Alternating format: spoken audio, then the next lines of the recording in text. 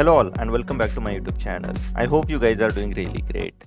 So welcome to the yet another video where we are going to see a end-to-end project where we are building a text-to-SQL assistant.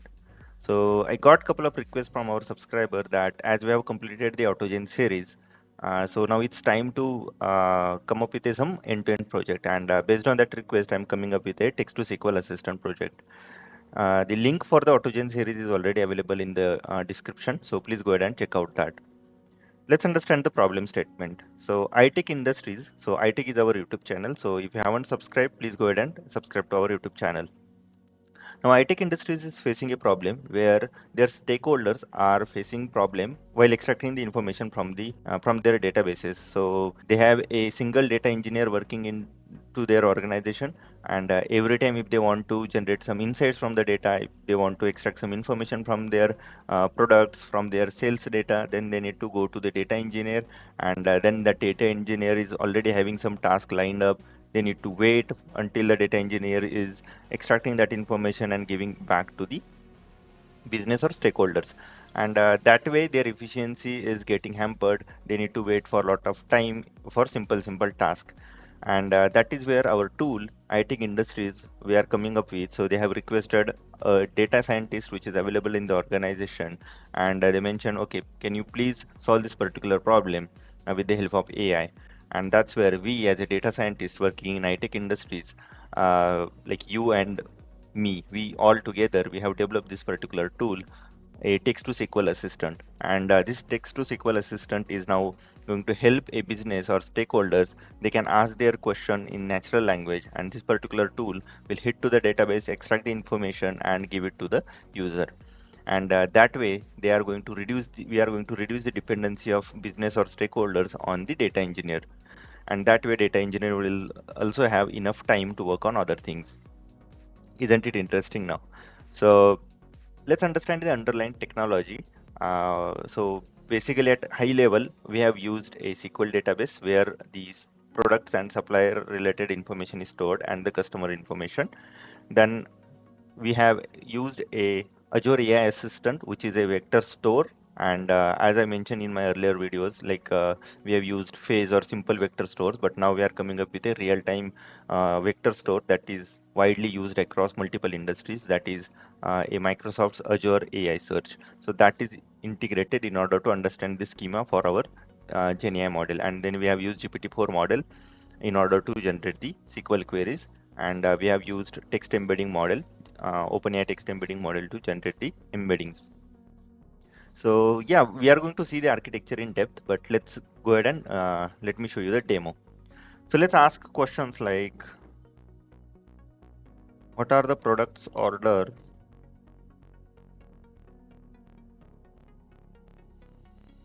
in each order with quantity and price?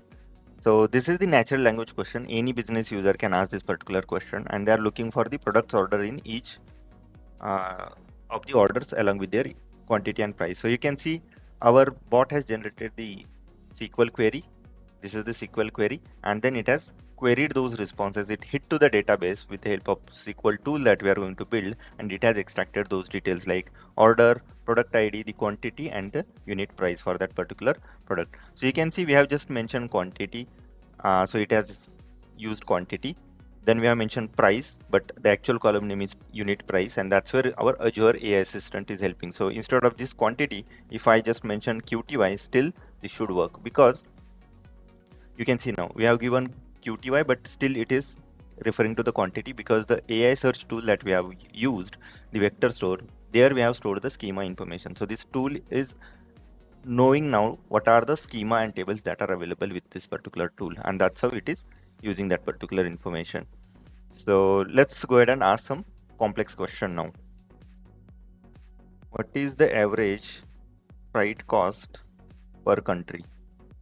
Freight cost meaning shipping cost. So let's understand the average shipping cost across multiple countries. So you can see it has written the query order by, then group by, ship city, and we have not given any information like what is the ship city, nothing in the query, because business user don't know how the data is stored. They just want to know what is my average freight cost per country, so that they can build some analysis, or they can generate some reports out of that. And you can see it has given for Berlin, the average flight cost is $10. For Mexico City, it is $13.2. And that's how the information is. Let's try one more question. What is the total sales amount for each product? Let's see now. Okay, you can see now it has given the for each product ID what is the total sales amount, and you can see, just focus on the query that it has written, select product ID, sum of unit price into quantity, and then it has group by on product ID, meaning for each product it is multiplying the unit price by quantity in order to find out the total cost, and then it is doing summation so that all the products that are available in that particular product ID will be summed together, and that's how the total sales is generated. That's the right way of finding out the total sales for each product. So for product 1, this is the total sales amount multiplying by quantity, unit price, and then taking the summation of all products.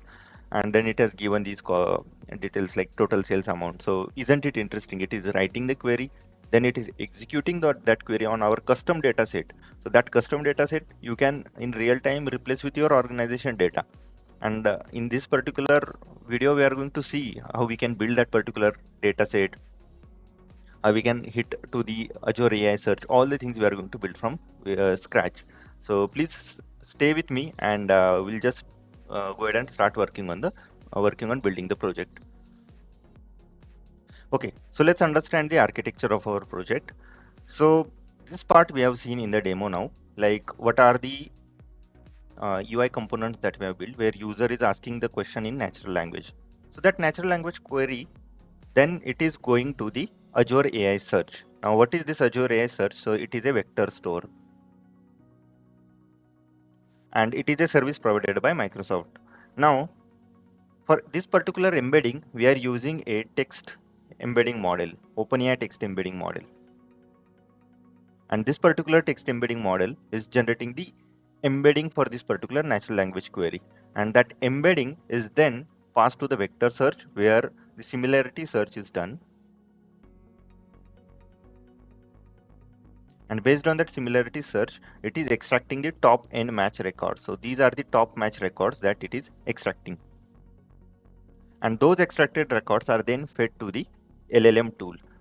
Now this LLM tool, what it will do, it will first generate the query. So for generating the query, we have used GPT-4 model, and then it will generate the query, then we'll perform some cleaning operation in order to clean the query, will remove unnecessarily syntax, and then it will be passed to the execute query. So this is our MySQL database. That query will be executed, it will be passed to the database. From here we'll extract the records, and that records, the results, whatever we will get from that, will be fed back to the user. That is what we have seen. Now what is this particular part of vector store? Now this part is required in order to create this particular vector store, and that is a one-time activity. So for that, what we will be doing, we will be identifying the schema information. So whatever database and tables that we are using, we will be finding out the schema for that. Then again we will be doing the embedding, and for that embedding we'll use the similar model, OpenAI text embedding model, and then we will create an index. So for creating an index, it will be like the data will be in the form of index and its respective embedding, and that information will be uploaded to the vector store. So once this information is uploaded to the vector store, later on we can query that information whenever required. So this is the first step that we need to do. And then, so whenever user is hitting the query, it can directly hit to this particular same vector store, and then it will pass that schema information. So here it will be only schema information. This schema information will be passed to the generate SQL, and then it will generate the SQL query, and that way we are improving the accuracy, because if you directly generate the query, this LLM won't understand what is the database, what are the tables that are available. So it should know that, right, all that information. That is what we are passing through here. Now you may ask questions, why do we need to pass that table and all the information to the vector store? Let's say you have 100 tables available in your organization. What you will do, if you pass that 100 table information directly to the prompt, So this LLM will have several prompt, right? Some prompt. So if you pass that information, you will reach the token limit, because there is fixed tokens that are available for LLM. You cannot add prompt higher than that token limit. So that token limit can be, let's say, 8K. It can be 4K depending on the model that you are deploying. And in order to avoid that, right, because this has a limitations, you cannot pass 100 table, because what will be the information? You will have column name, you will have sample values, right? Then what else? You will have data type, all that information. It becomes very clumsy to pass those information to the into the prompt. So for smaller data set, you can directly pass to the LLM and it will work. But in the real-time organizations, it doesn't work that way. You need to use some vector store. So whenever you are passing, let's say in the query, I want product and price information. So this product and price, based on that, it will extract top matching records of product and price related tables and their schema from the vector store, and only that information will be fed to the fed to the LLM. And that's how your LLM has now more capability of, or it will generate powerful queries and accurate queries. There will not be any syntax errors. So I hope the architecture is clear to you. So now what we can do, we can start writing the code. Okay, so we are going to use a MySQL workbench, and I have already created a connection. So you can install this particular. I will add the link to download this workbench and install. And then it will ask for you to set up initial password and username. So you can pass username and then password, and remember that password, because whenever you are writing a code, you need to pass that connection details whenever you are trying to hit to the database using Python. So just make sure you remember that. So let's click on this particular connection. Okay, so you can see it has opened this particular MySQL workbench, and currently there is no database that is available, and we are going to create a database called iTech. So I have already written a schema, so I will add this particular schema into the code, so you can refer this particular schema. So you can see first we are creating a database iTech. If it is not, then we are using that database and we are creating table. Now we have different tables like customer, and this is the schema for customer, like different names, customer ID, customer name, contact name, city, country, like orders table, order detail table, product table, and then supplier table. So similarly, we have 5 tables. So once you create your user and open the workbench, first you need to execute this particular file. This SQL file. Once you execute this SQL file, it will create all the tables and it will create database. So if I hit refresh now, you can see iTech database is created, and then inside tables, we have all the tables, customer, order detail, and all those. And let's query one of the tables. So you can see we are querying select star from iTech is the database dot customers is the table name. And you can see currently it is empty because there is no data. Now you can upload the data manually, or you can write Python script to upload the data. So I'll show you the manual way just for the simplicity. So you can see here is option available to import. So once you execute this particular query, or you can click on this particular symbol, it will execute. Currently there are null. You can click on this import option. A prompt will be opened, this particular pop-up. You can hit browse, and I will attach all this data into the repository. So you will have access to this particular data. So you can see we have 5 table: customers, order details, order, product, and supplier. So let's select first customer, hit open, hit next, use existing schema, because we have already created the schema, and this is our schema iTech customers. And then you hit next. You can see the information is available. Customer ID, this is the customer ID that is available in the CSV file that we have imported now. Then company name and other column, and these are the records. You just hit next. It will prepare the import and import the data file. Hit next, next, and finish.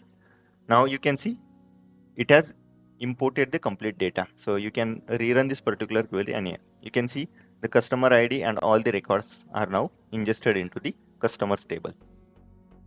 Similarly, you can go ahead and import the other table. So let's go to the orders detail. Let's click on import. Currently you can see it is null. Then you can, now here you need to select another file. So click on that, select order details, open. Just don't select wrong file, or else you will face issue that you will get warnings like the schema is not matching and all those. Hit next, then use existing, and from the top down now select order detail. As we have already created the schema, that's where the schemas are available in the dropdown. Hit orders, then hit next. You can see the mapping is done. Next, next, next, and finish. And then you can run this. You can see order table is created. Similarly, I'll go ahead and upload the remaining tables and then we can continue. Okay, so we have imported all the data set. Now let me show you what are the information that is available. In suppliers, we have supplier related information, who is the supplier company name, their ID, their contact name, city and country. Then in products, we have product name, product ID, product name, let's say chai. Then we have other products like Mishiko, the Chang, all those product information, unsip syrup. So these are the products information that these products our iTech industries prepare and sold to the customers, right? Then we have categories. It is whether it is a beverage, produce or condiments, all those details, and then the unit price of that particular product. And in orders, we have order related information, like what are the orders that are placed. So first is this order ID placed by this particular customer Alfki and on this particular order date. Now, as this is a sample data, so don't focus on order date, and then ship city and the shipping cost. Then in order details, we have order detail related information. In each order, what is the product ID, how many quantity, and what was the unit price on which that particular product was ordered. And then in customer, who ordered that particular information, let's say Alfki, the company name, the contact name, the city, and the country. So that's how the information is there. So that is the information that we have stored onto our iTech database. I hope this part is clear now, and let's jump into the coding part now, and we can start writing the 1-1 modules. Okay, so we have opened our editor and let's start building the code module by module. So the first step in every project is to create the virtual environment. So let's go to the terminal, select new terminal, and so you can see I have created this particular folder, SQL Assistant by iTech. So iTech is our YouTube channel name. So if you haven't subscribed to the YouTube channel, please go ahead and subscribe. So let's create the virtual environment. So the command to create is Python -m stands for module VNV, that is the virtual environment and name of virtual environment. So we'll give name as virtual environment itself. So let's create that. So I have installed Python 3.13. I would recommend you also use the latest Python version, or greater than 3.10 will definitely work. So let me show you the Python version, Python -hyphen version. You can see 3.13, and as virtual environment is created, you can see here we have this particular virtual environment, and in order to activate the VNV, we need to execute this particular file activate, and it's under VNV. So let's jump to that file. So it's under VNV, we have script, and under scripts we have activate. Okay, so you can see the virtual environment is now activated, right? Now we can create one requirements.txt.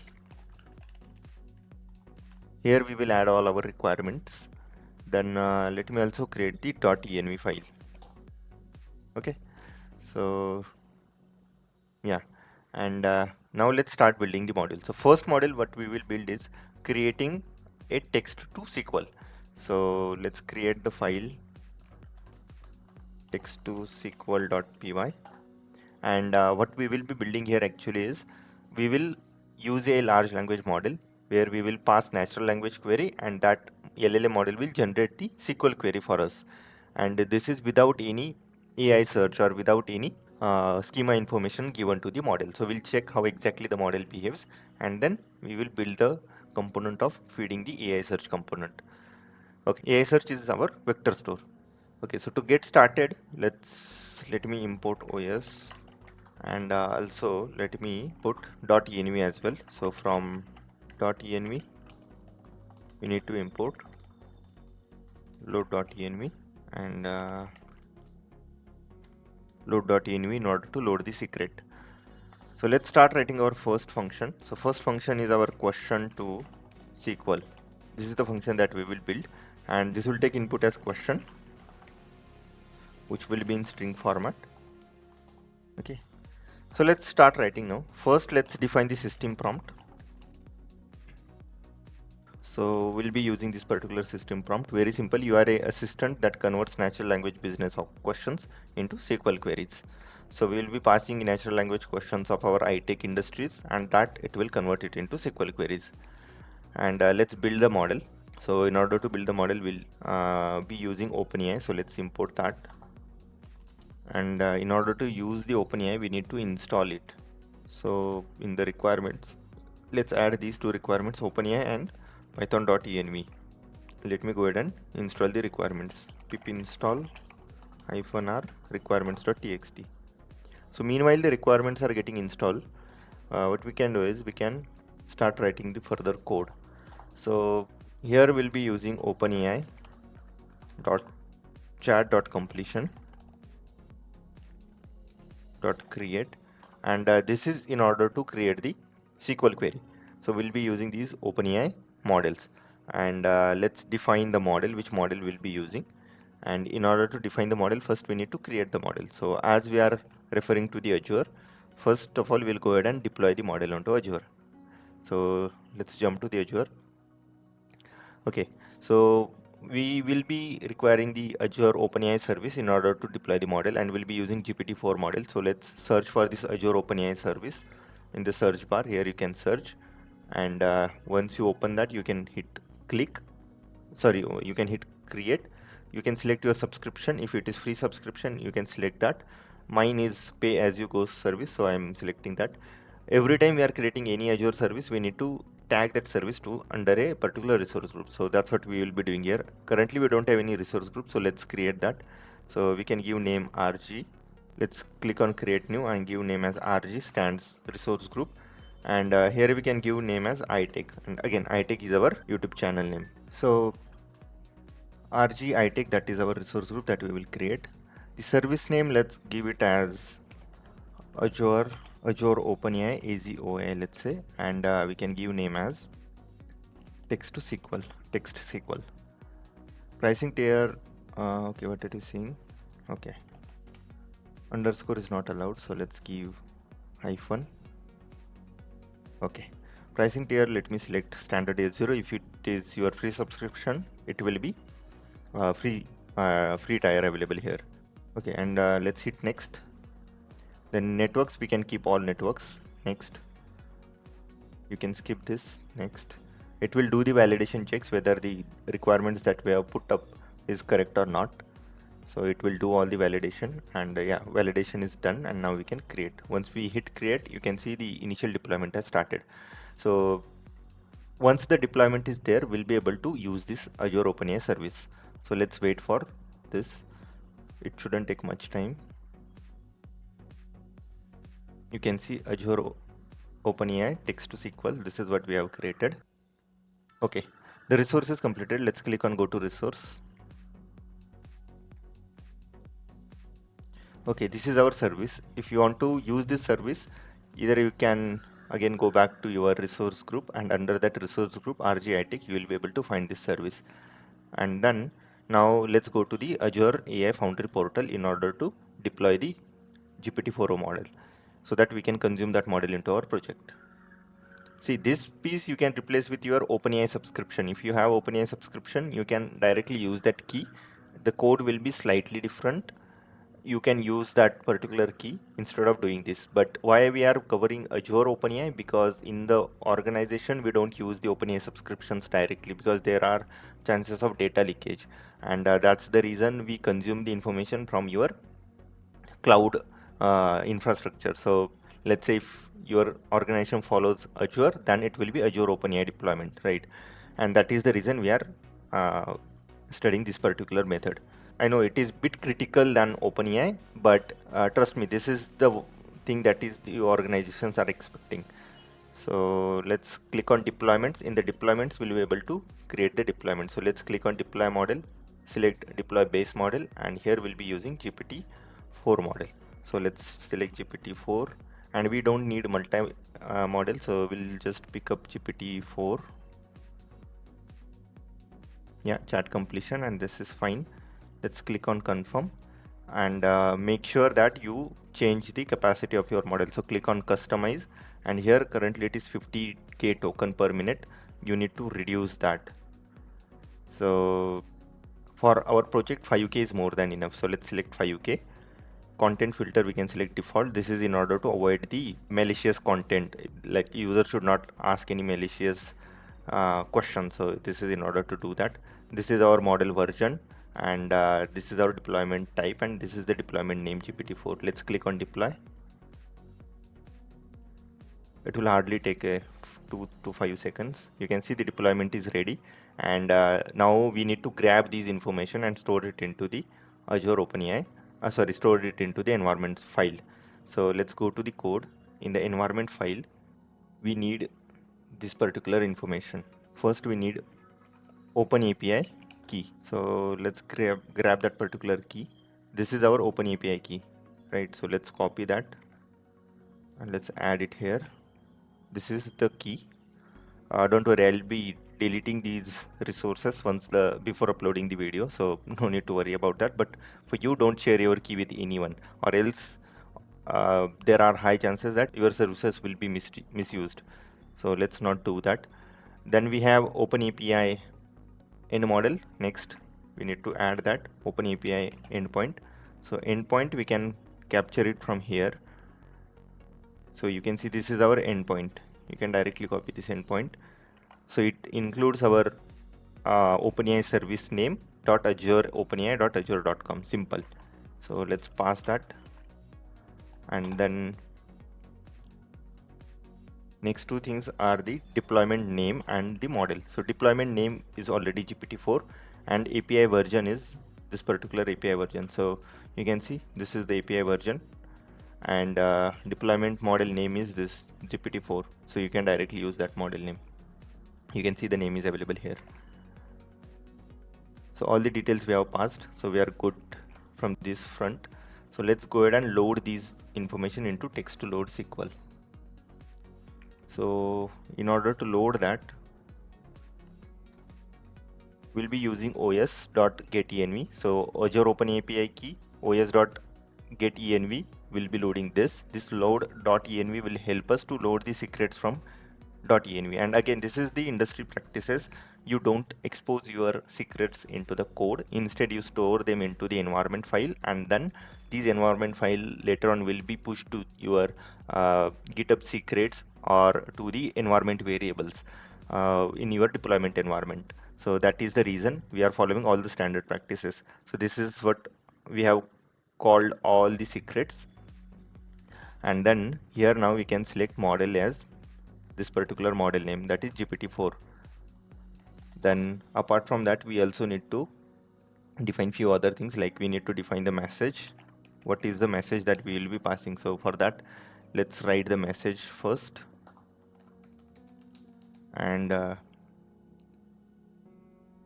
this message is nothing but our role, that is the system prompt. This prompt will pass for LLM in order to understand what exactly needs to be done, and then the user context, where we'll be passing question.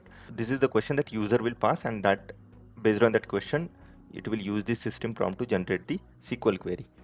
So let's define the message here. So we can pass this message here. Apart from that, we also need to pass the temperature. So we'll pass temperature as 0 and maximum token 150. So we are defining the context length. So every time we are passing maximum 150 token. So whatever is the user question, will limit that. User should not enter lengthy question, because these are the limitations from large language model side. And then we can store this into a response, and then we can get the SQL query out of that. And to get the SQL query, we can use this response.choices from 0. We'll be using the content, that is our SQL. And let's return the SQL, right? And now what we can do is that in order to test this, let's write the main function. So this main function we ideally use in order to test individual modules, right? And so in this case, this is the function that we have built, and we want to test this function. So this is again a standard software practice. Every time you are writing the code, make sure you test each individual module, and in order to test that module, you use this particular main function. So these main functions will be executed only if you are running this particular file. So on the application side, right, we ideally use app.py file. So whenever we are using running app.py file, then it will not execute this code. This code will be executed only if we are running Python text to SQL.py, and that doesn't happen, right? We run this file only for the testing purpose. So it will become very clear now. So let's pass one simple question. Let's say the question is, which customers are located in London? So as we know that we have this sales information available where the customers, products, orders, and the uh, suppliers information is available. So first, as this LLM model doesn't know what is high-tech industries, right? And that is where it will generate a generic query. And that query might be, what you can say, that query might be correct, but we don't know. So let's, what we can do is we can pass this to the question to SQL and we'll see what exactly it is generating. So let's go ahead and print the SQL query that it has generated. So I hope it should work. So yeah, let's go ahead and do that. If there are any errors, we'll fix that. So for running this, we'll use Python text to SQL.py. Let's see. Okay, let's see what is the error. OpenAI version. Okay, sorry, we missed one step. So we need to pass this information back to the OpenAPI. As we are using OpenAPI, we need to pass these details. So OpenAPI.API key, we need to confirm what is the API key that we are using. Here we just loaded the environment and here we are passing that environment so that OpenAPI can use. So this OpenAPI class from OpenAPI will consume that particular information. So let's save this and let's execute the code again and we'll see.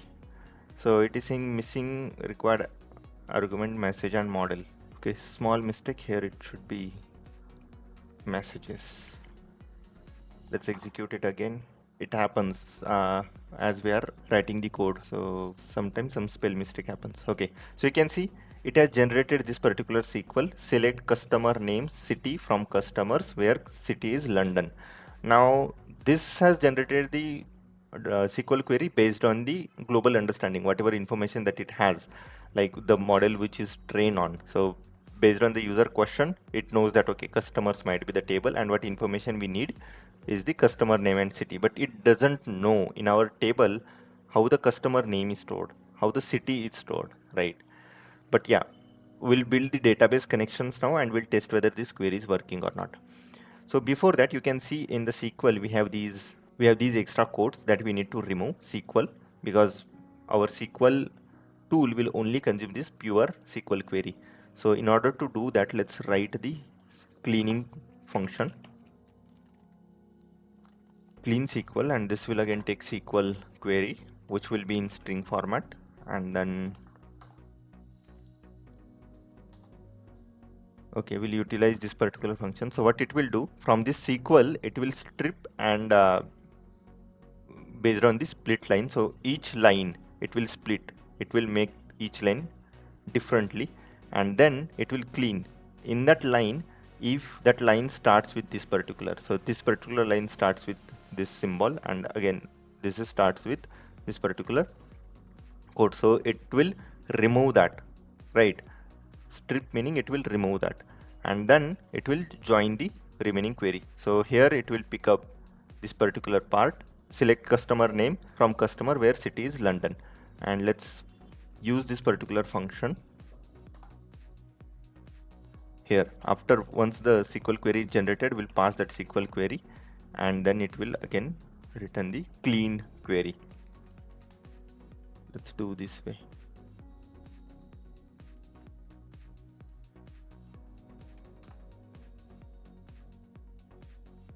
Okay, you can see now it has removed the complete line wherever the codes were there based on this, and it kept only the pure query, select customer ID, customer name from customer where city is London. Now we are good to pass this query. So our LLM connection is working fine, whatever connection we have built. Now next step is to build the database connection. So as we all know that this is our MySQL workbench and these are our tables, customer orders till suppliers. And in customers, you can see the customer name is written as contact name, right? And not the customer name. And that is where this query will fail. And that idea our LLM model currently don't have. But yeah, let's see. go ahead and build the database connection. So in order to build that, let's create database.py, and for that again we'll be using OS in order to import the environment variables along with the .env, and then we need MySQL.connector. This is in order to connect to this MySQL workbench, and for that again we need to add the environment details. So I'll show you what are the environments that we will be using. So we will need MySQL host, port, user, password, and database.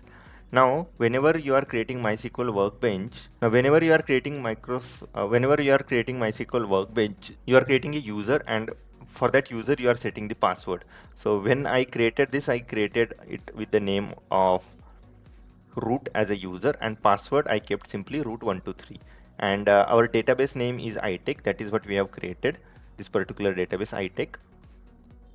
And then MySQL port and this host, it is constant if you are using local, so this will be local host, and port is constant 3306, so you no need to change that. Only these three information you need to update.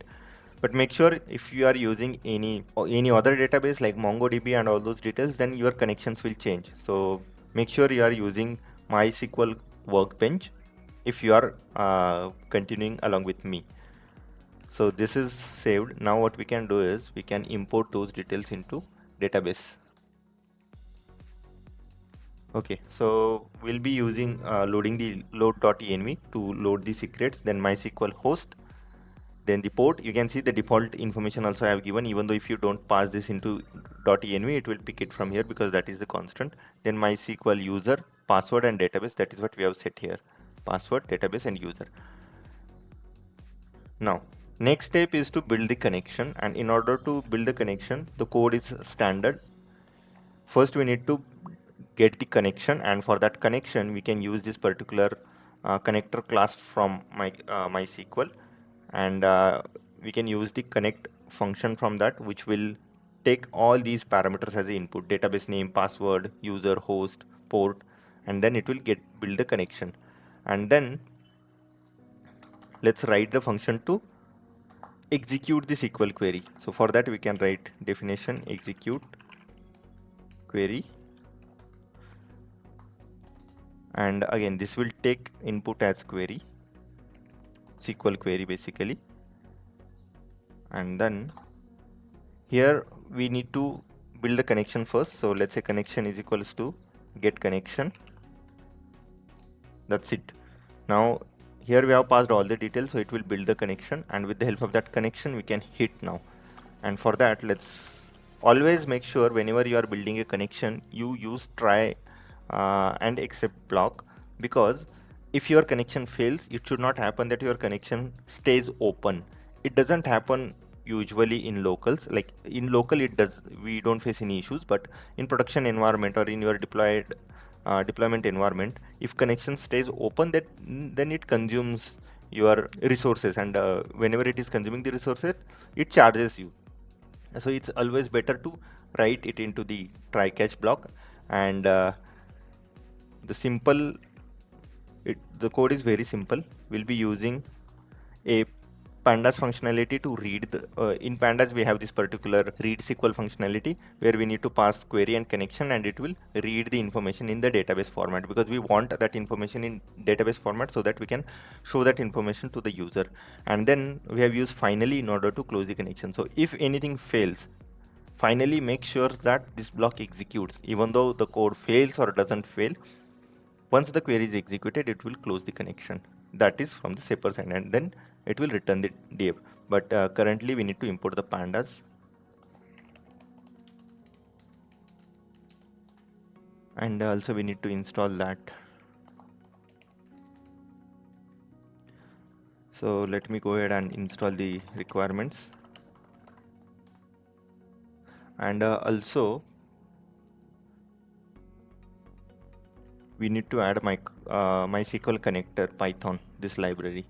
So this also we need to install. So let's wait for the installation. So now we can write a main function again in order to test this. So this is very simple main function. Again, main function we are using in order to test this particular functionality. So we'll be passing a test query. Let's say our query is select star from customers limit 5. We know that this is the query which is working. So let me select this particular query and execute it on the MySQL workbench.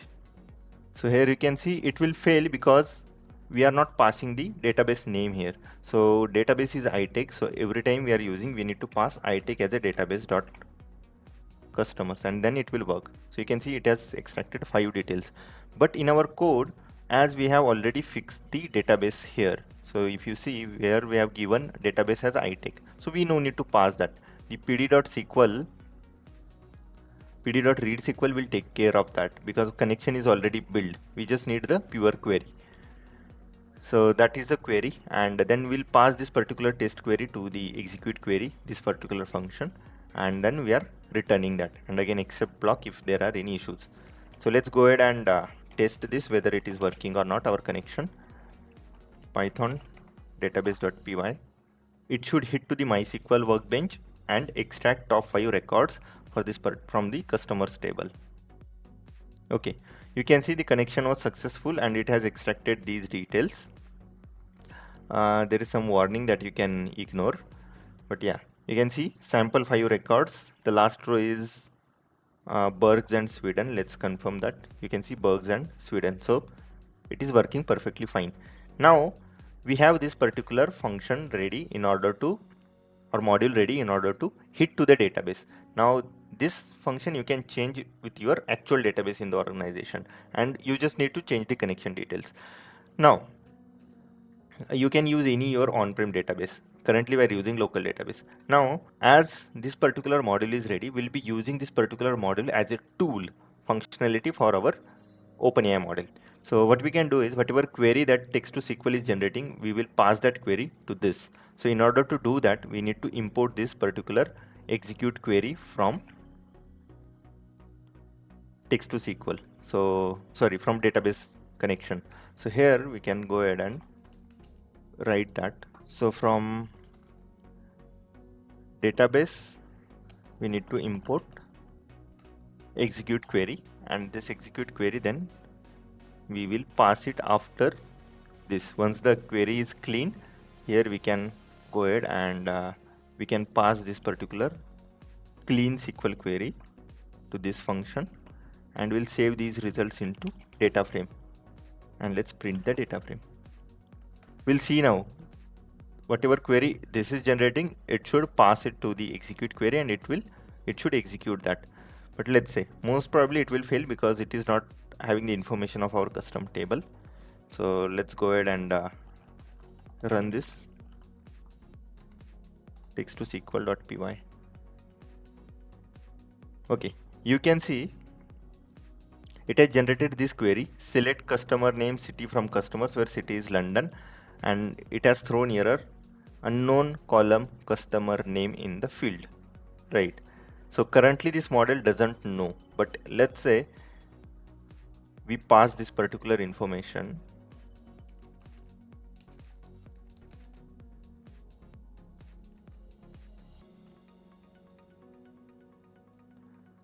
So we have these column names. So let's pass that information to the LLM, like use these columns currently. Let's see what it does. Now the model knows what are the columns that it needs to hit. So that information is given. Now because it has picked the table name correct, customers, right? So let's save this and now execute. Now it will pass that query, it will generate the correct query and it will pass that query to the model. Okay, you can see it has generated the query. We are not printing the query, so let's go ahead and print that.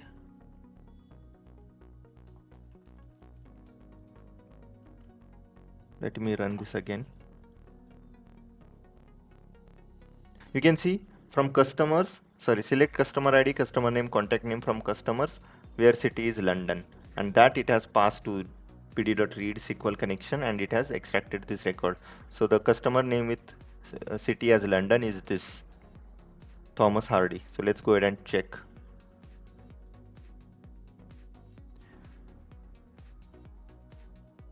Let me remove the limit.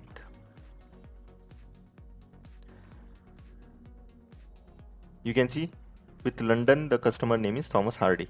So it is working perfectly fine. Now, this information we cannot hard code, right, in the prompt. It should be dynamic information, and that's the reason the LLM model should know what are the schema information that is available for iTech industries.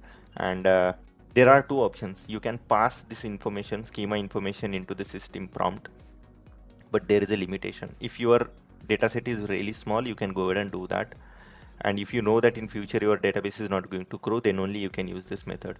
And what the limitation is that system prompt, there is a limitations of token size. You cannot pass a system prompt more than, let's say, 8k token or 10k token based on your LLM model. There is always a limitations, and in order to make sure that your model doesn't fail, if let's say you are using 100 tables in your database, you have 100 tables, and if you are passing schema information of 100 tables, definitely that token limit will go beyond 10, 15, 20k, more than that, and then your model will not be sufficient or capable to execute that query or generate that query. So in that case, you need a vector search where you will store your schema information into your database or vector store. You will, based on the user question, you will find out the top match 2 or 3 records. So for those 2 or 3 records, you can pass that into the system prompt, which will make sure your system prompt is not going beyond your token limit, and then it will help you to extract those details. So in this case, it will only pass the schema of customer table, and you will be done. Out of 100 table, let's say, after using the joining conditions and all those details, let's say you are using 5 tables, so it will pass schema of 5 tables only, and it will not cross that particular limit. So for now, let me remove this. We have just added it for the testing purpose, so let's remove that. Okay, and now the next step is we need to start writing the Azure Search related code, because that is our vector store. So in the previous or in the last video where we have built a end-to-end project, we have used a face library, Facebook AI similarity, and at that time I promised that I will cover a real-time vector stores. So the real-time vector store is now the Azure OpenAI, because we are using Azure AI Search. We are using all the Azure services, so I'm sticking to that. In upcoming videos, I would like to cover other vector stores that are available as well. So if you want me to cover any specific vector store and build a end-to-end project on that, please ping me down in the comment section.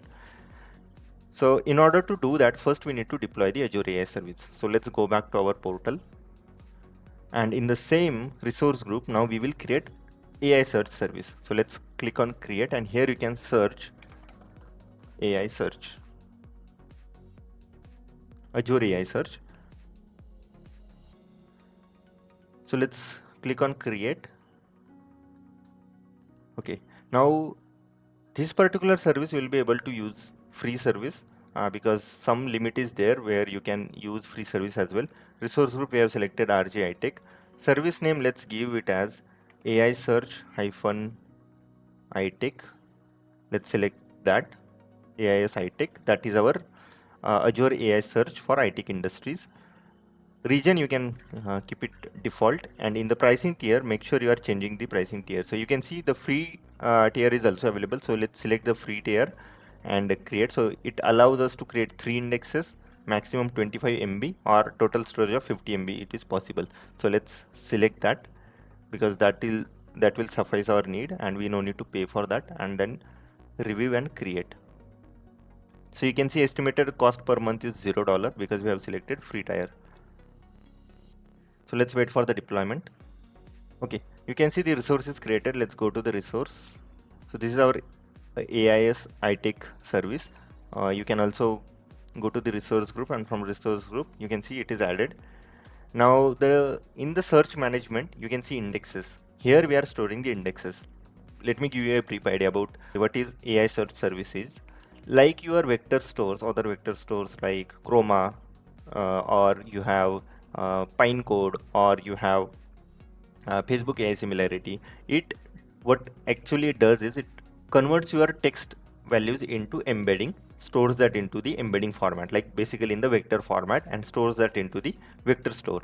So this part that we have seen here, this part, Azure AI Search, whenever the first step is this, we will be completing this step now. The schema metadata information of our iTech Industries database will pass it, will embed that, will create the index and upload that index. Now this embedding, we will create that embedding with the help of Azure OpenAI embedding model. Then we will create the indexing, and this indexing we will create everything with the help of code. You can create manually as well. I'll show you that way as well, and then we can upload that index. Once this is done, your vector store is ready. Then whenever user is hitting the query, it will use this vector store to find out the top n match records, right?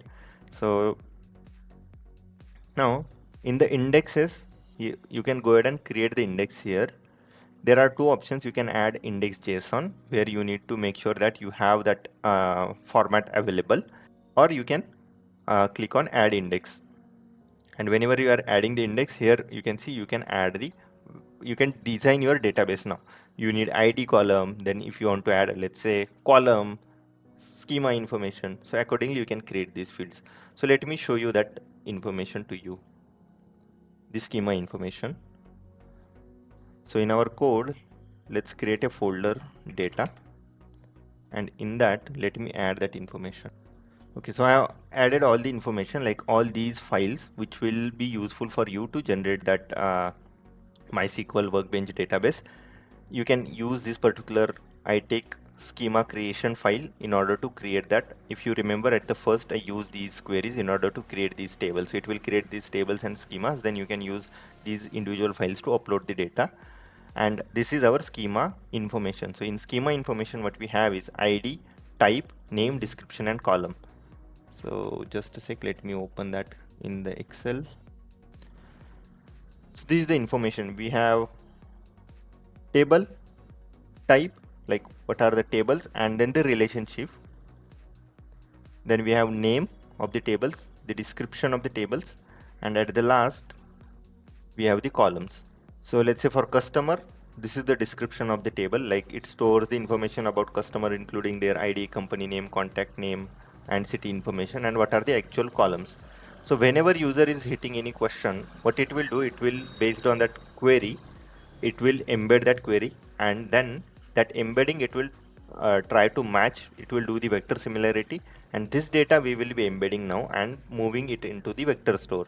So whatever are the closest match vectors, let's say customer tables will match, so it will fetch customer, and let's say product table is matching, top two queries match queries, so it will fetch second and fourth column information, and then based on that it will pick the required information. So customer, it knows now what are the columns, actual columns, and what is the purpose of this particular table, what actually this table holds, what information it holds.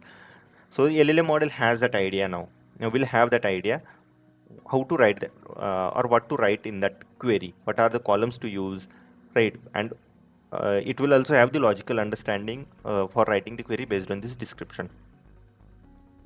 So we'll use this particular file. So you can see we have ID table, then we can create type, name, description, and column. These particular information we will create. So everything will be doing it with the help of code. So let me show you that how we can do. Let me clear the screen.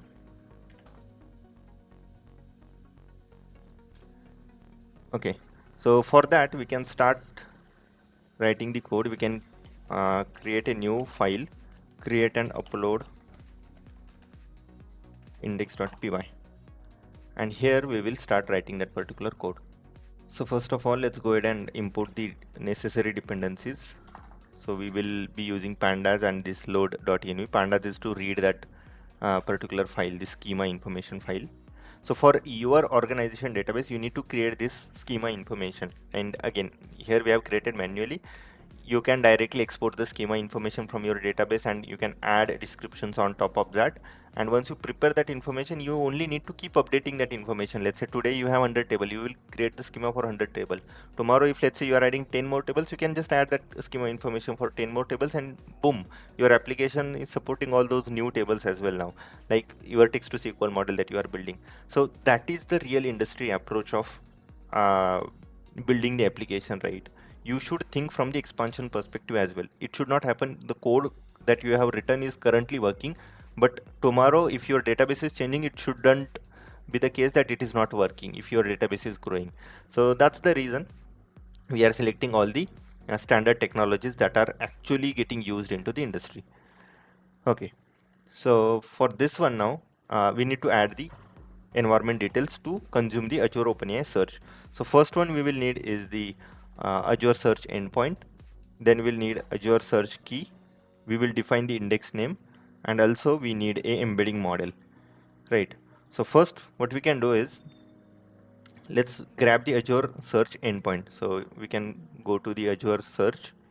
So this is our Azure search. Let's click on overview. This is our endpoint in the overview, https AIS-windows.net. So let's copy that. Let's pass it here. This is done. Let's pick the key. So to pick the key, you can go to the settings and you can see keys are available here. You can copy primary or secondary key. We are copying this key. Here you can see API access control is API keys based. That's where it will work. If it is role based access control, you need to enable the manage identity. And I would cover that as well in upcoming videos. If you want me to cover the manage identity, which is the real industry approach, like organization doesn't use key based because there are chances of these leakage of these keys, and outside users may use that particular keys. And from the safety and security perspective, that is where organizations switch to manage identity. So based on your role, you will be able to execute the code. So but yeah, let's cover these API keys today, and if you really want to understand that as well, so just ping me down, I'll cover that part. So we have copied the key, so let's go ahead and paste that key here. So this is the key. Index name, let's pass the index name. So we'll create the index name with this particular index, iTech index, sorry, not this. And the embedding model is, we'll be using this text embedding 3 small model from the OpenAI. So let's go ahead and deploy this particular model first. So again, I'm switching to this, or let's go back to the home, click on this Azure OpenAI service that we have created, launch the Foundry tool. In the deployments, you can click on base deployment and select the model.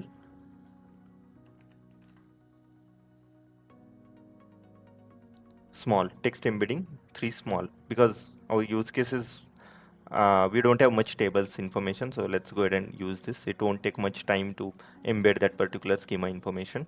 Again, in customize, you please go ahead and reduce these tokens to let's say 15K. That is more than enough. You can deploy and make sure based on that token it charges you. So make sure you are aware about, like, make sure you are not using the higher side tokens. Okay, so that is done now. And this information, right, as we are using Azure Foundry services, this information is same. You can see the endpoint is same and the key is also same. So here you can see the key starts with 85 and ends with RD. Same key we are consuming for, you can see 85 and ends with RD for OpenAPI model, and the endpoint is also same. So you no need to define that again and again. You just need to use the text embedding model, and that's the benefit of using Azure Foundry services. All the AI services on Azure now, they have converted it into the Azure AI Foundry, included into the Azure AI Foundry, so that once you create a service, you no need to change the connections. You can use the same connection, just you need to pass different services details. Okay, so that is done. Now what we can start writing, creating and uploading index. For that, first of all, let's go ahead and import load the environments. So we are loading the environment. Endpoint we are passing Azure search endpoint, key we are passing Azure search key, and index name is this particular index name. Let's go ahead and build the client. Okay, so this client will be required in order to connect to the Azure AI search. So first of all, we will need these details. Endpoints we already have, key we have already extracted. Now we will be using Azure key credential class in order to build the connection, and that class is available in azure.core. .credential will be using this particular class. And now we can write a code to check if the index is already available, and if it is available, we'll be deleting that, because this is first one time operation. Create and upload index is one time operation. You create that database only one time. As we have discussed here, Azure AI Search Vector Store, we create that index one time only, this particular part, create and upload index. And once it is created, we'll keep consuming that model. That's where if there is any existing schema with this name, we can delete that, or you can modify that code. You can use append operation. If new schema is there, you can keep appending that into the existing schema. So you can change that. Here we are deleting if there are any. And then now the main part is to create the schema, and for that we will use this particular information. We need to define the fields. Now what exactly these fields are, so let me show you on the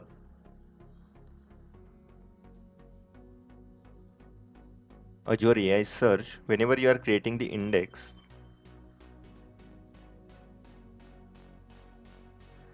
you need to pass these details like field name, type, and whether it is retrievable, filterable, sortable, face table. This information you need to pass. Let's say we are creating a test index, and let me create, let's say it has only one column, ID. So if you go ahead and check the information for this, so if you click on edit JSON, you can see it is saying searchable false, this false, retrieval true, then these information. Then also you can see other information we have passed like analyzer, normalizer, tokenizer. This information is required in order to do the vector similarity. And here you can see type edm.string, all that particular information. Now what exactly it is? Same information we need to pass for each field. This is only for ID field. You can see this is for ID fields. Similarly, we will be creating multiple fields. So that is what we are writing here. First simple field we are creating ID, and type is edm.string. Now the edm.string is a data type which we call it as entity data model. So basically entity data model is nothing but it is a type used by Azure in order to capture the information. So everywhere we'll be using string. So it is not a normal string, it is entity data model string. That's the special format that Azure uses in order to do the string similarity. Then key true and searchable false. We don't want to search ID. So whenever user is writing the query on the user interface, it will be in text format. So we need to find the schema information with respect to that query. So ID, we are not doing it, right? ID just in order to make sure that we can do the indexing quickly. So ID is for that particular purpose, to retrieve the information faster. Now, also I forgot to mention why index, because or why we have given here create and upload index. So index, first step is to embed, right? Where that schema information file we have, we will be generating the embedding out of that. Later on, we need to create the indexing, and that indexing in Azure AI is help you faster retrieve the responses. So it does the vector similarity, and very quickly within a fraction of second it will be able to fetch or extract that information. So that indexing helps track the detail where exactly that matched query is, whatever information that user is entering, what are the top two matching records corresponding to that, and with the help of index it retrieves that information very fast. That's the reason the Azure AI Search uses index. Now all the vector store actually uses index because that is what from the database. With our normal database we don't follow that method, right? Based on the primary key or other key information we extract the details, but here in vector stores index is the key functionality in order to retrieve the information. So this edm.string only indicates that it is a string type of column or entity. Then next search field is name, that is what we have seen here. So first one is ID, type, name, description, and columns. So next one is description, columns, all type is EDM string. Then sortable is true. Analyzer. Now what is this analyzer? Okay, so the task of analyzer is to perform a tokenization, then remove the stop word, lowercase your data. So that is the task of analyzer, and there are different analyzers. So here we have used standard.lucene. That is the default algorithm that AI search uses. So even though if you don't pass this, it will pick up this standard.lucene algorithm. And what it will do is whatever this schema information we are passing, it will first tokenize that particular information. It will clean that particular information. It will clean for any stop words, and then it will convert everything into lowercase, so that whenever you are doing the vector similarity, it should not happen that because of the uppercase or lowercase differences, it should generate the bad similarity score. So in order to avoid that, it will use that particular standard Lucene algorithm. There are other algorithms like standard ASCII folding Lucene, but the problem with that algorithm is it changes your word, like your lemmatization. Like it will remove the accents as well. Let's say your history will be converted to history, like that, right? It will change the spelling. So that is the another algorithm. Based on the use cases, we prefer that.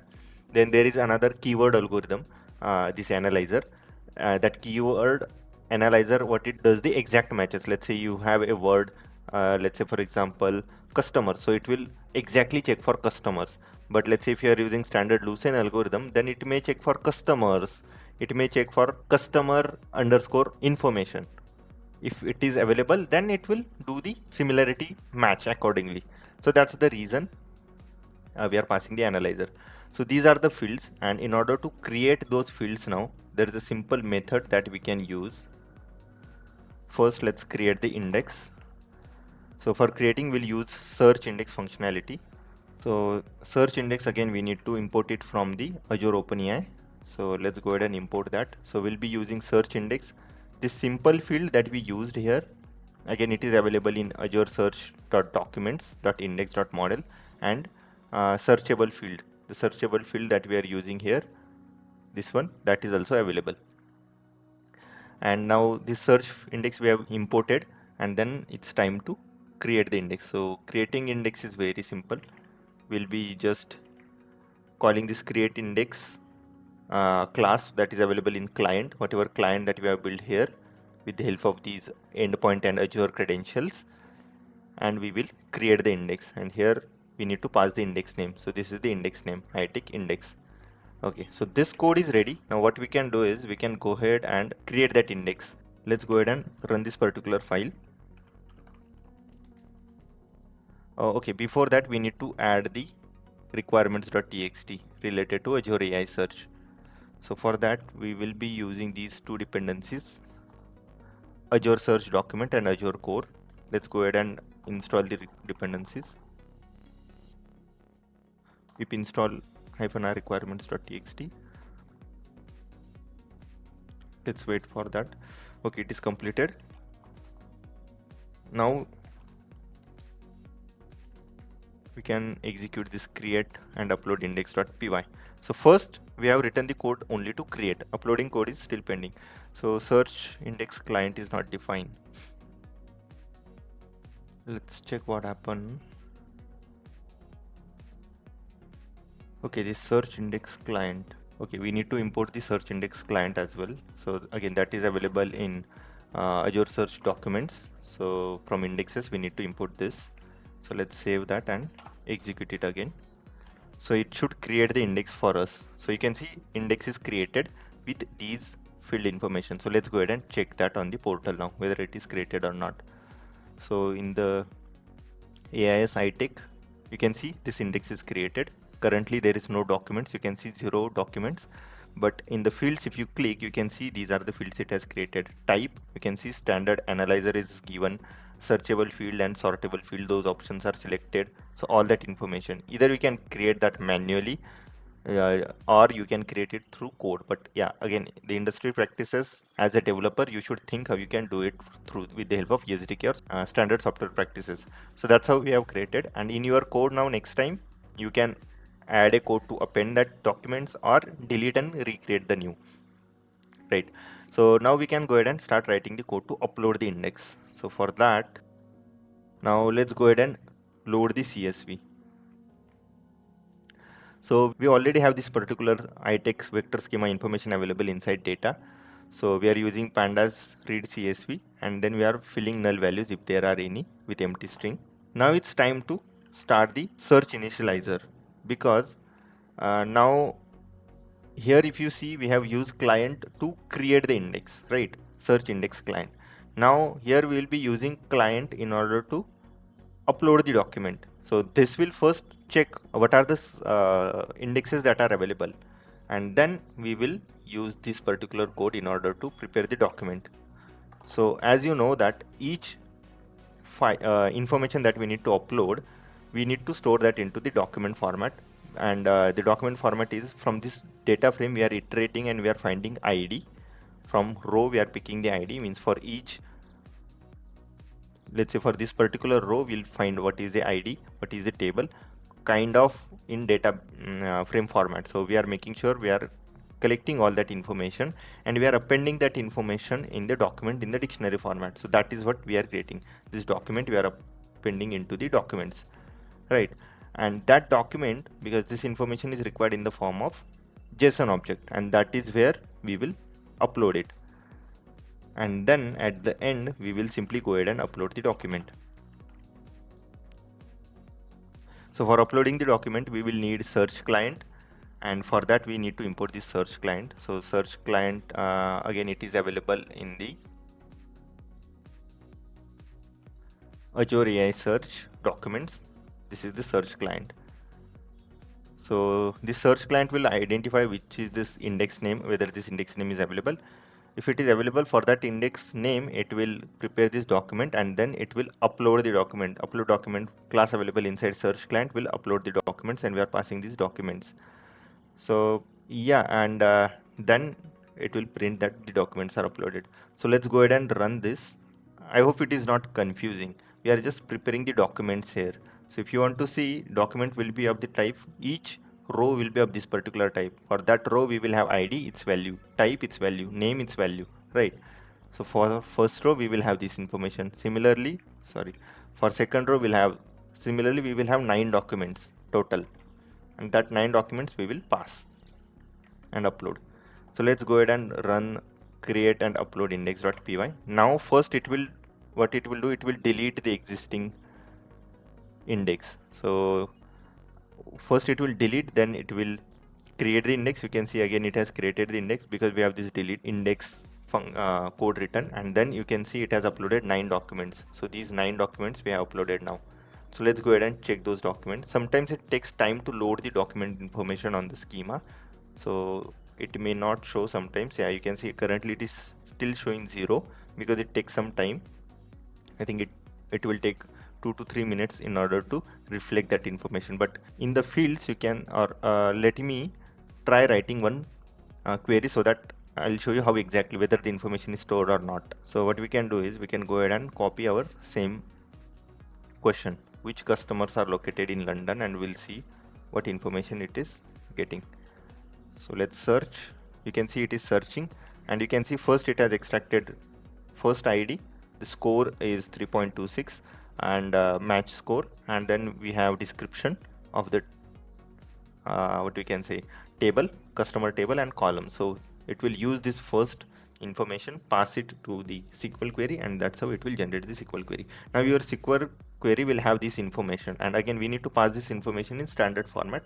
That is what we will do. So based on this you can see now, right, the information is loaded. So it will take some time. Okay, you can see now 9 documents are uploaded, so it has consumed this particular storage. Maximum storage is available 50. So yeah, that's how it works. Now this search functionality, we will write a code to do the search in our so based on the user question, we will pass that user question first to this Azure search. Based on this information, we'll pass it to, we'll embed that, pass to the vector store, and then we'll extract top match records, and those will pass to the LLM, and then we'll execute. Now our this particular part is ready, create index. This part is ready, LLM. Execute part is ready. The missing part is this. Whenever user is entering the query, we need to pass it to this. Now we'll build this part and then we'll build the UI part. Okay, so let's go back. So okay, this is done now. Now we will test whether it is generating the correct query or not. And in order to test that, first of all, we need to write the functionality clearly.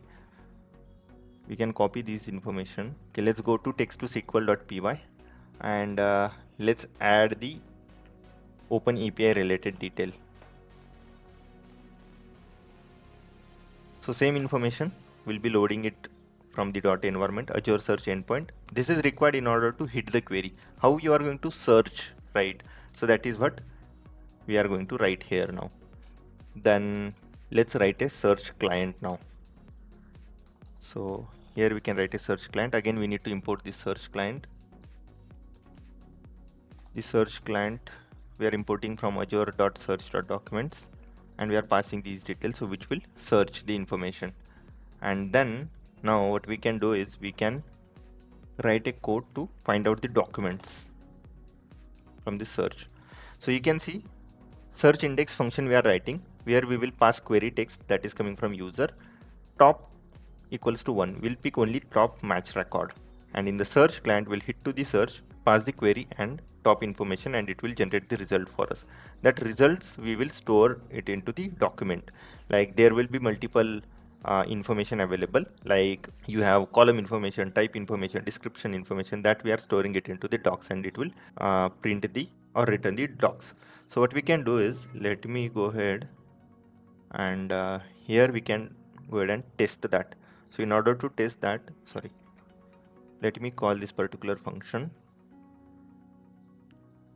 search index, and again we have passed the default argument here. If you are not passing this top value, it will pick one value, so that is fine. So we will pass query, and here the query is nothing but this query, and let's print the results. And let me comment this part, because we don't want to hit to the SQL query. We are just want to check if you are passing this question whether it is extracting the details from Azure Search AI Search or not. So let's go ahead and execute this Python text to SQL.py. Okay, Azure key credential is not defined, so let's go ahead and import that.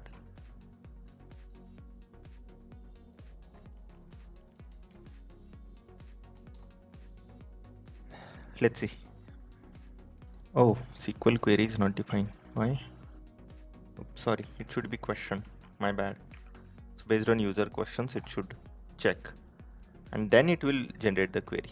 Okay, you can see based on that information, it has extracted name of the table, that is customer ID, column information, you can see, then contact name,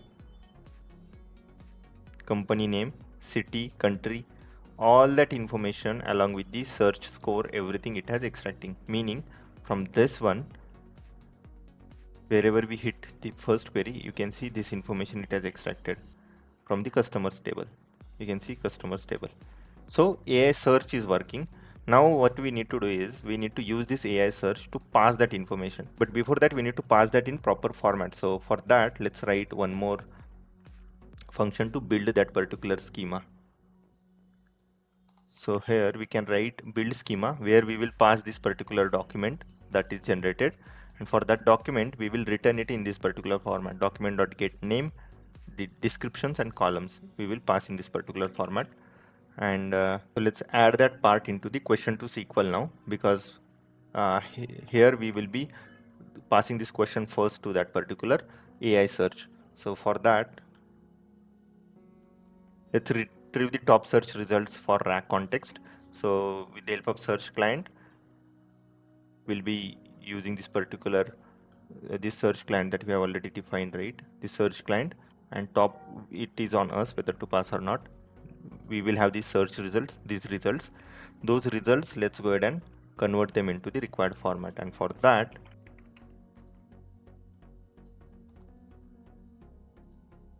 okay, you can see we will be building the context out of that, because that information we want it in the string format for our system prompt. So this build schema context, this one that we have defined, which will convert it into, return it into this format, table description column, because we want only this information. What is the table, what is the description of table, and what is the column, right? Only that information is required out of this information is not of use. What is this search score, what is the re-rank score, and all that information, right? Even ID information is not required. That is what we will capture, and we will store that information in string format, and then we will pass that. So if you want to test how exactly it will return the context, so let me go ahead and return the context here.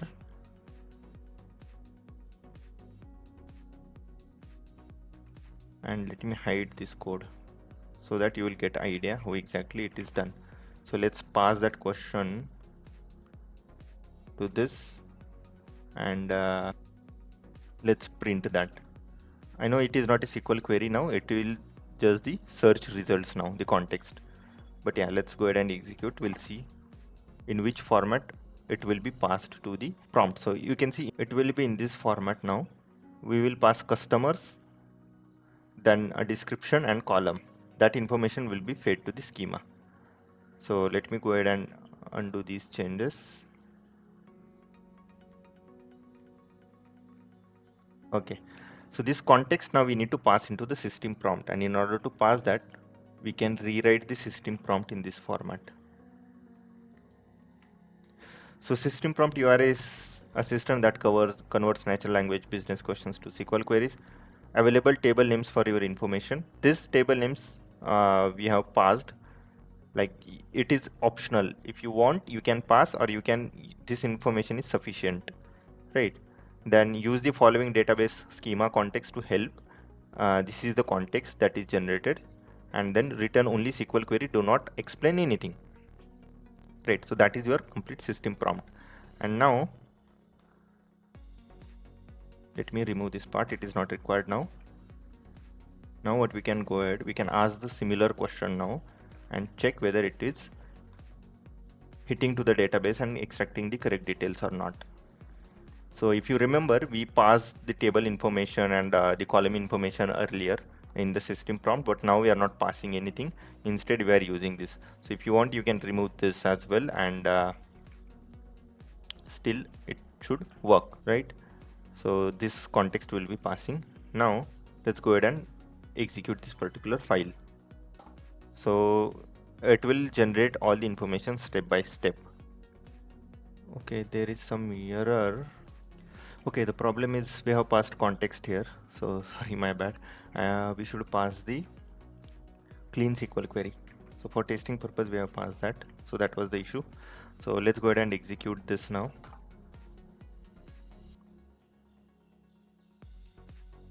Okay, you can see the generated query is this. So it is generating the proper query now. And then let me add this particular code in order to execute. So I have just added try and except block for this database, and in order to execute, we are already importing this. So yeah, so let's see now whether end-to-end is working or not. So we have passed this particular user question, which customers are located in London. It has written this particular query. Then it has used, first of all, it has used Azure AI Search in order to generate that context. Based on that, it has generated correct query, and then it has executed that query, and we have got the result. So this is the Thomas Hardy customer name. So let's try passing some complex query. So let's pass this particular query. List all customers along with their city and country. Now it knows that now this tool knows that it needs to hit the customer table, and along with their city and country we need to list the customers. So you can see it has extracted these details. It has written the query, select customer ID, city from customers, and you can see it has fetched that information. Okay, so let's try with complex now. It will work now because we have Azure AI Search integrated. What is the total shipping cost of orders for each country? Now for that information, what it needs to do, it needs to go ahead and check inside the orders table what is the shipping cost, and for each country information is available in this customers table, and order information or shipping cost information is available in orders table. So let's see whether it is able to do that or not. So it's a joining condition of two tables. So let's see. Okay, cool, it worked. So let's see what is the query that it has written. This is the query. So let's go ahead and check this. So it has written this query, select ship city, sum of freight as total shipping cost from orders and ship city. So let me show you exactly. Let me execute this first. Okay, so here we need to pass the database. So my bad.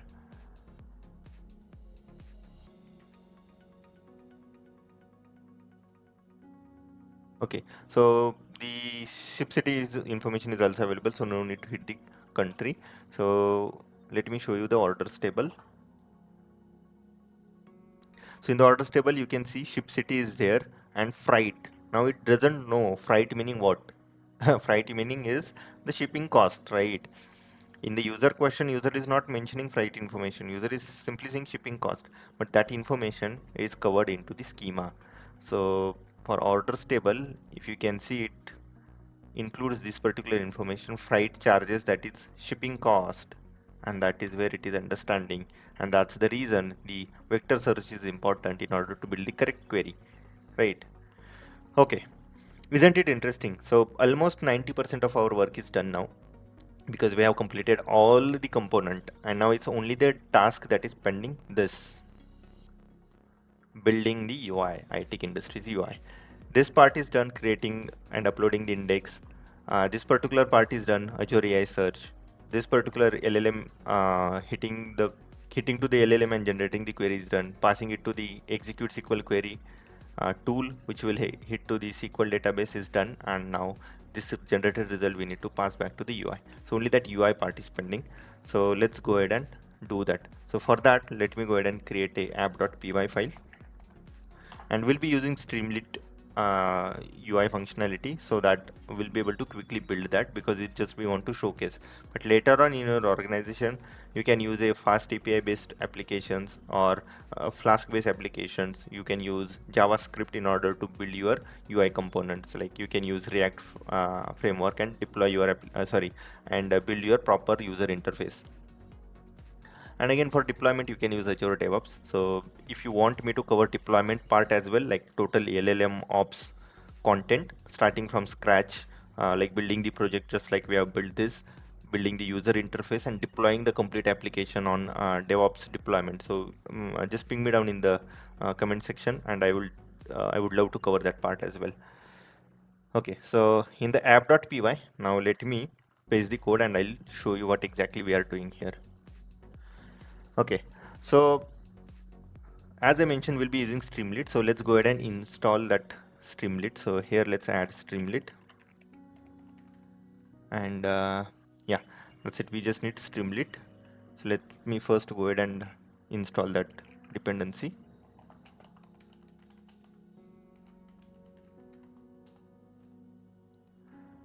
And then in the app.py, now we are importing a question to SQL, this particular question to SQL that we have built, this one directly. And then now it's only the task of compiling the models that we have written, and from database we'll use the execute query. Now this is where we are setting the page content, like the title of the page, text to SQL assistant, and the icon. Then this particular is the CSS format that is required to give style to your user interface, like what should be the background color, uh, and all that information, size of the background, and all the complete information, what should be the button size and all. So it is just the UI, what we can say, decorations that we have added. But yeah, this particular video is not to cover the user interface related information, so we'll ignore that part. You can see here we have written the sidebar that we will be creating, and then this particular information where we are passing that company header name. This is iTech Industries is our company name, all that information. And actual part starts from here, right? So whenever user is submitting the query, user is passing what, the string.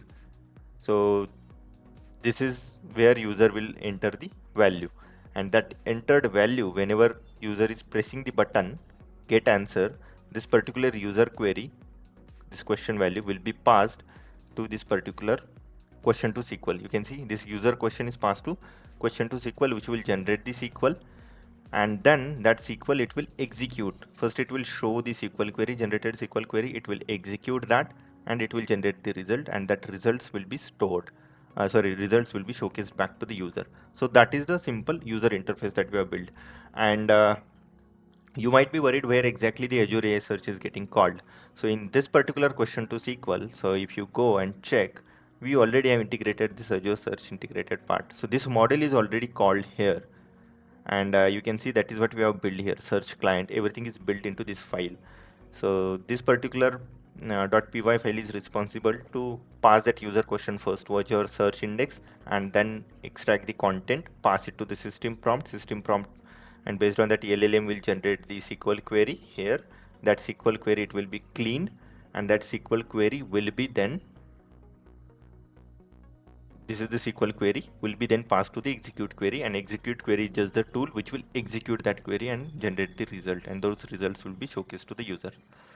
Okay, so all set. If you have any questions, please let me know. Regarding app.py file, we have just compiled the models, whatever we have built. We have already tested all the functionalities working, so we shouldn't face any issue now.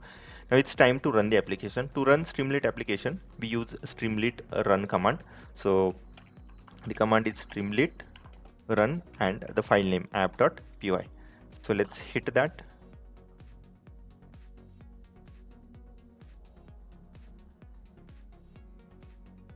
And let's select allow. First time it will ask. Okay, this is our Streamlit application. Isn't it cool now? This is what we have built, the CSS styling, iTech Industries, Tech to SQL Assistant, and the left side we have this iTech Industries, and here we can enter our question.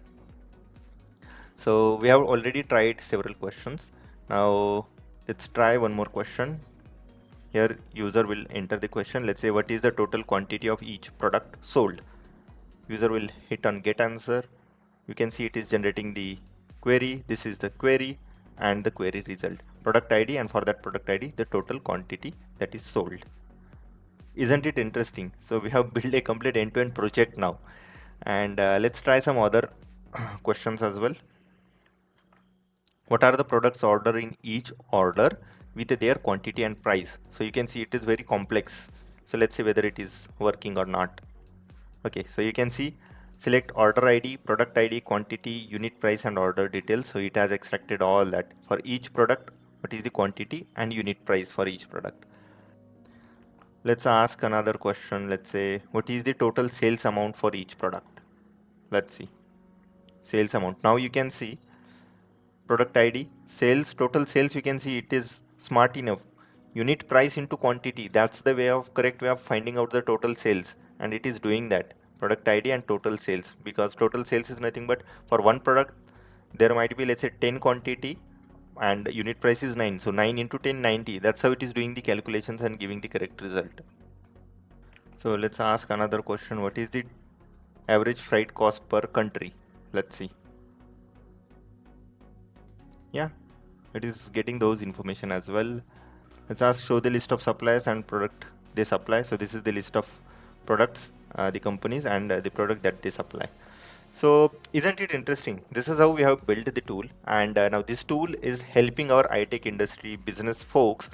They can directly ask their business related questions to our this tool, and this tool is extracting all the details from by hitting to the database.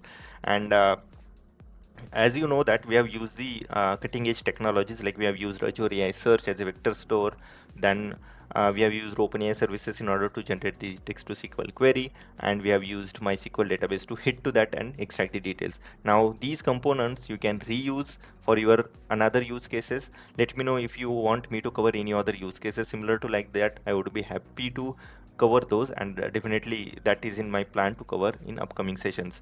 So please stay tuned for the upcoming videos, and if you haven't subscribed to my YouTube channel, please go ahead and subscribe to that, and please like the video and share it with your friends. So yeah, I hope it was a good session for you. So happy learning, and see you soon in the next video. Thank you so much.